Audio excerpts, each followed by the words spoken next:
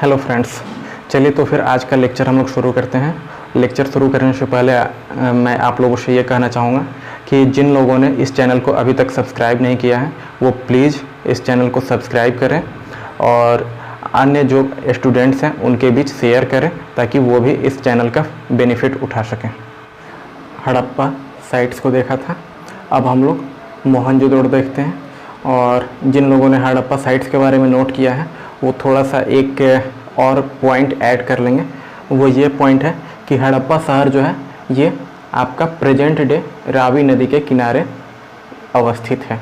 ठीक है, यानी कि ये रावी नदी के किनारे हड़प्पा साइट्स का एक्सकेवेशन हुआ है। ठीक है, तो इसको आप लोग अपडेट कर लेंगे अपने उस नोटबुक में। और फिर अब हम आते हैं मोहनजोदड़ो पे। ठीक है, तो मोहनजोदड़ो हमारा सेकेंड सिटी था तथा इम्पॉर्टेंट सिटी था और सबसे बड़ा शहर भी था हड़प्पा के कंपैरिजन में। ठीक है, अब हम लोग सबसे पहले देख लेते हैं कि मोहनजोदड़ो किस नदी के किनारे बसा हुआ है। तो मोहनजोदड़ो आपका सिंधु नदी के किनारे अवस्थित है। ठीक है, तो मोहनजोदड़ो आपका सिंधु नदी के किनारे हो गया। और इंडस वैली, इंग्लिश में इंडस वैली और इंडस वैली सिविलाइजेशन, तो इससे आप लोग याद रखिएगा कि मोहनजोदड़ो इंडस वैली।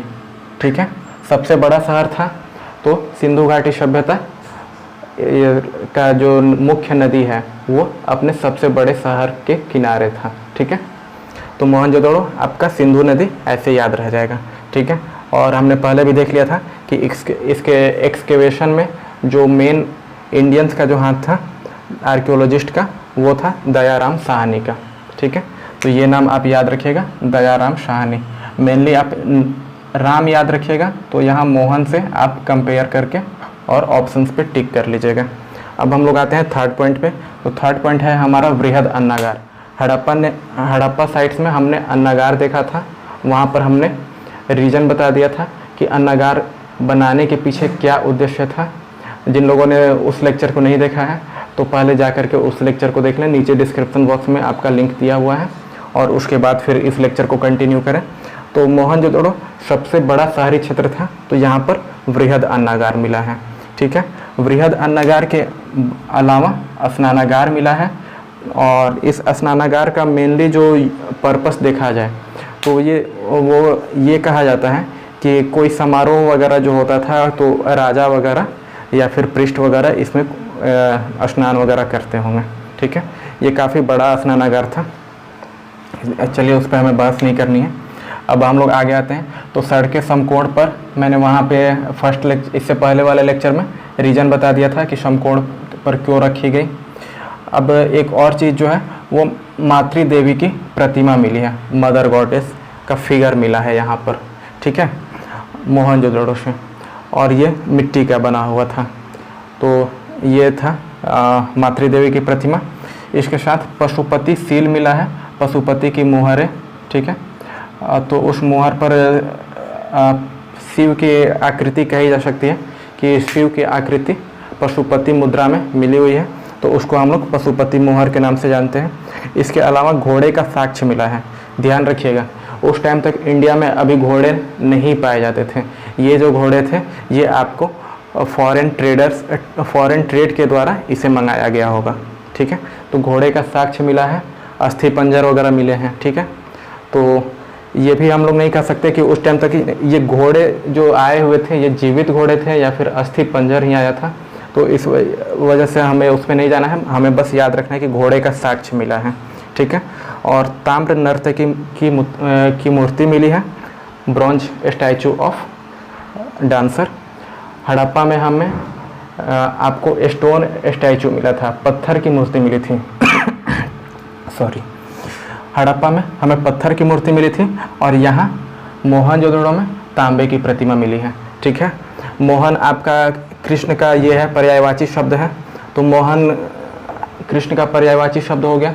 तो कृष्ण के पास ताम्र की नर्तकी, ऐसे आप लोग याद रख सकते हैं।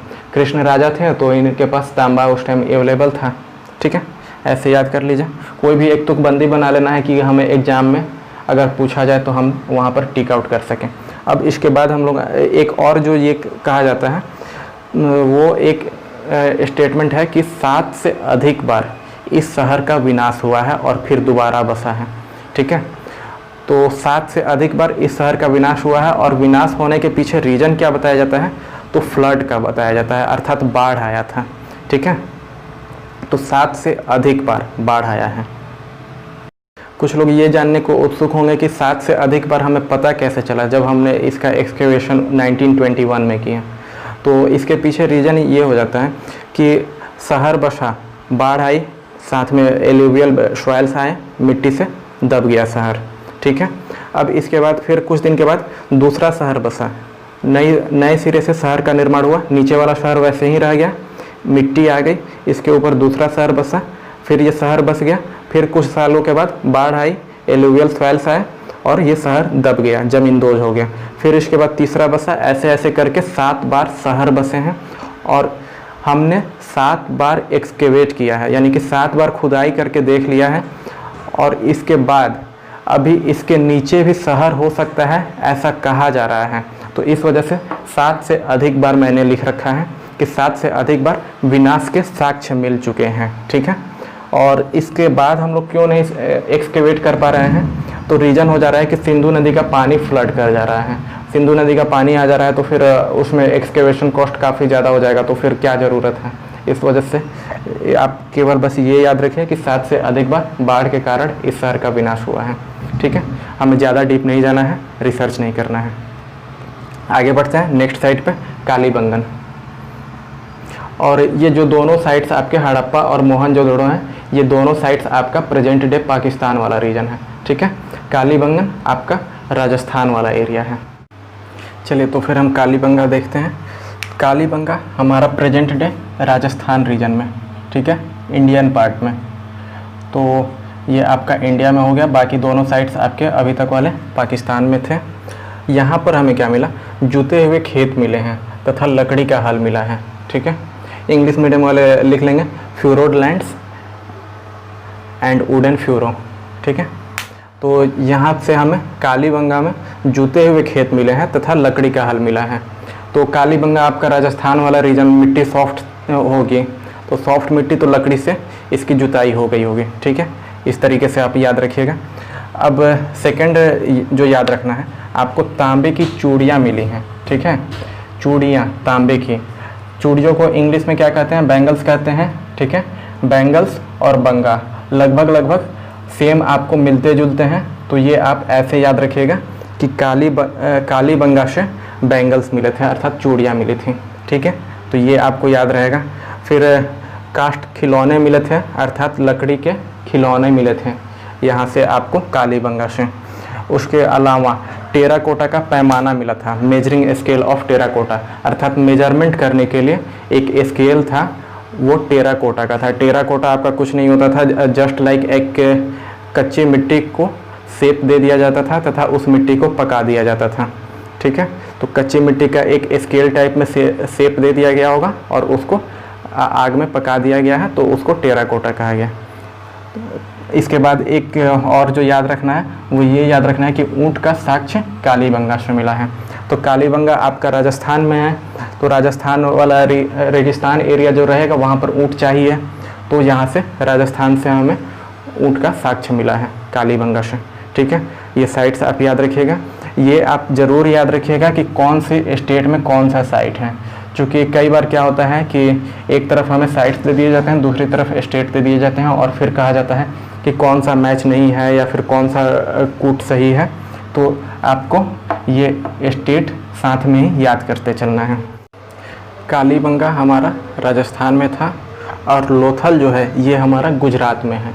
ठीक है, इसको याद रखिएगा कि लोथल गुजरात में। अब लोथल किस नदी के किनारे स्थित है, तो लोथल जो है ये भोगवा नदी के किनारे है। ठीक है, तो इसको आप याद रखिएगा कि लोथल भोगवा नदी के किनारे है। और यहाँ पर जो सबसे अलग मिला है हर साइड से अलग, वो ये है कि मानव निर्मित बंदरगाह मिला है।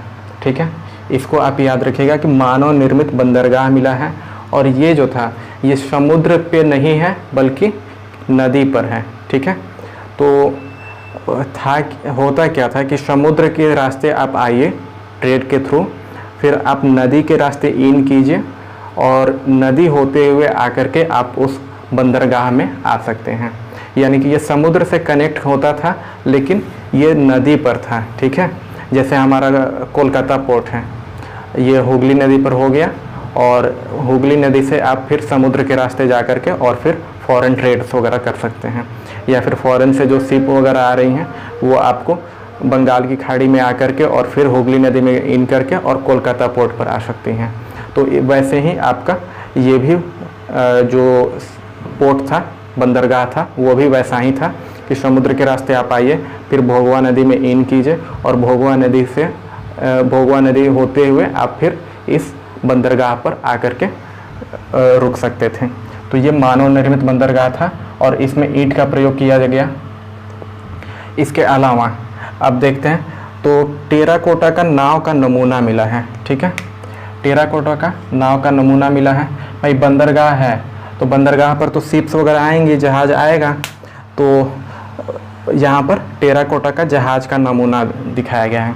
हो सकता है कि जो भी मतलब कि उस टाइम अगर कोई अथॉरिटी वगैरह रहता होगा तो अगर कोई जहाज़ फंसा तो उसको समझाने के लिए वो नाव का नमूना बनाया गया हो। और टेराकोटा क्या होता है ये मैं बता चुका हूँ, कालीबंगा वाला टॉपिक में मैंने टेराकोटा का बताया कि टेराकोटा कुछ नहीं होता था, एक मिट्टी की आकृति होती थी और उसको आग में पका दिया गया। तो टेराकोटा का नाव का नमूना ये यहाँ से मिला। इसके अलावा बंदरगाह था तो एक कंपास टाइप का एक यंत्र था, ठीक है, दिक्सूचक जैसा एक यंत्र था। तो बंदरगाह है तो वहाँ पर एक दिक्सूचक वगैरह रखा गया होगा कि डायरेक्शन वो बताए, या फिर जो ये शिप वगैरह जो जाती होंगी, जो समुद्र में जाते होंगे या नदी में, तो उनके साथ एक दिक्सूचक यंत्र दिया जाता होगा कि वो अपने डायरेक्शन के सहारे अपनी यात्रा को कंप्लीट कर सकें। क्योंकि उस टाइम जो था वो आज हमारा मॉडर्न डे जैसे सोनार रडार वगैरह तो थे नहीं, तो इसके लिए हमने दिक्सूचक यंत्र रखा होगा और इंग्लिश में इसको instrument like modern day compass लिख लीजिएगा, ठीक है। अब इसके बाद खेलने के लिए चेस दिया गया था, चेस का साक्ष्य मिला है। और चेस का साक्ष्य आपको क्यों मिला होगा, चूँकि शिप वगैरह पर अगर कोई ट्रेवल कर रहा है तो जर्नी तो काफ़ी लंबी हो गई, चूँकि उस टाइम में आपको मैकेनिकली प्रोपेल्ड शिप्स नहीं थे, आपको हाथों से कहना पड़ता था, आपको कोई इंजन वगैरह नहीं था। तो आपको जो जहाज़ पर आप टाइम पास कर सके उसके लिए हो सकता है कि चेस रखा गया हो। सारा देखिए मैं बंदरगाह से रिलेट कर रहा हूँ, ठीक है ना।